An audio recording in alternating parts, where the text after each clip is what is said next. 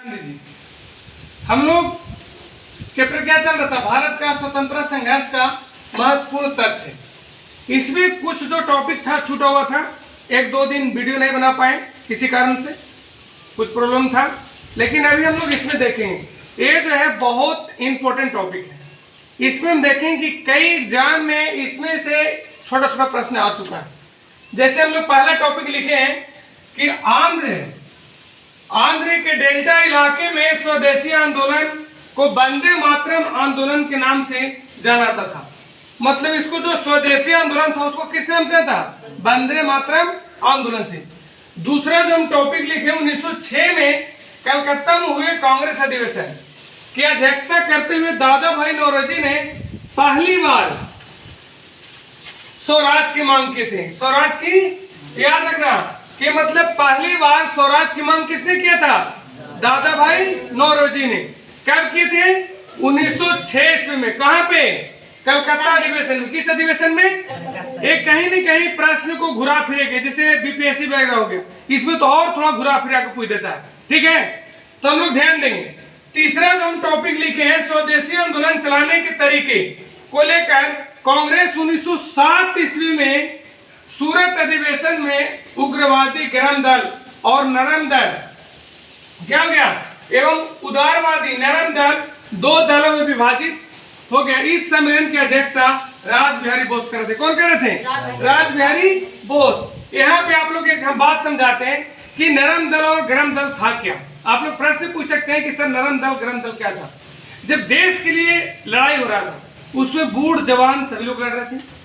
एकदम शॉर्ट में समझो, जो बूढ़ा लोग था ना, बूढ़ा लोग वो नरम दल में थे और जो युवा लोग जवान लोग था वो गरम दल में था। नरम दल के क्या कार्य था कि अंग्रेज से किसी बात को जरा नरमी से पेश आना।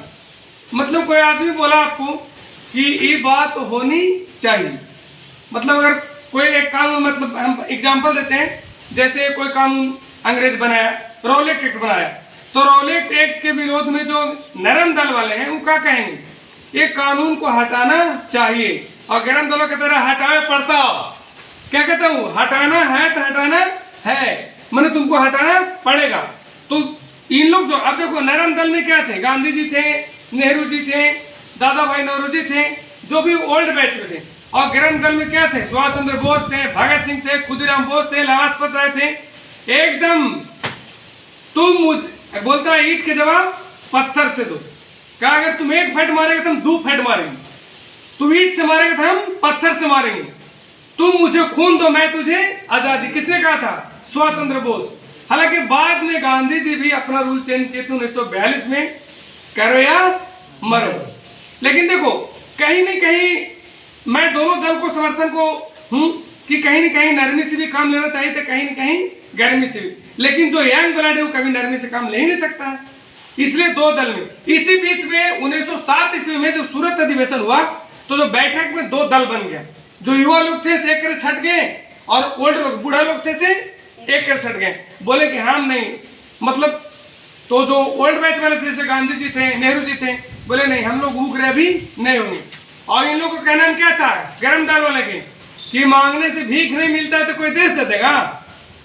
ये भी कहना सही है। अगर आपको कोई खेत जमीन जोतले है, आराम से मांगेगा देगा? 20 साल जोत लिया था और 100 साल से अंग्रेज कब जेले था, कहां से देगा? लोग तो हो ही गया। इसलिए कहा था कि नहीं, आजादी भीख नहीं, आजादी हमको छीन के लेना है। गरम दल वाले क्या कहना था कि आजादी भीख में नहीं, आजादी को छीन के लेना है और लेके रहेंगे। क्लियर? भगत सिंह इसलिए कहा था कि ना तो मैं चैन से सोऊंगा ना आप लोग का सोने दूंगा। तो ये तीसरा टॉपिक क्या था? बड़े समझ में आए नरम दल और गरम दल क्या था। अब हम लोग आगे देखेंगे चौथा, स्वदेशी आंदोलन के अवसर पर ही रविंद्रनाथ ठाकुर, कहीं के लिखता है कहीं के रविंद्रनाथ टैगोर, एक ही व्यक्ति थे। ठीक है, रविंद्रनाथ ठाकुर ने अपना प्रसिद्ध गीत अमार सुनार बांग्ला लिखा था। कौन लिखा था? रविंद्रनाथ टैगोर। ये बाद में ही क्या लिखा? बांग्लादेश का राष्ट्रीय गीत बना। जैसे हमारे क्या है राष्ट्रीय गान जनक नमन है, और राष्ट्रीय गीत क्या है? बोलो, वंदे मातरम। आगे हम लोग देखेंगे पांचवा, बाल गंगाधर तिलक पहले कांग्रेस नेता थे जिन्होंने देश के लिए कई बार जेल गए थे। बेचारे कितने बार बाल गंगाधर गए थे। कहे राजद्रोह के आरोप में 8 माह की कारावास में हुई। फिर 1908 ईस्वी में राजद्रोह के आरोप में 6 वर्ष की सजा कारावास हुई। फिर 1908 ईस्वी में से 1914 तक बर्मा के माडले जेल में 6 वर्ष की सजा काटना पड़ा। सबसे ज्यादा बेचारा जेल गए थे, कौन गए थे? बाल गंगाधर तिलक। कौन गए थे? बाल गंगाधर तिलक। आगे हम लोग छठा टॉपिक पढ़ेंगे।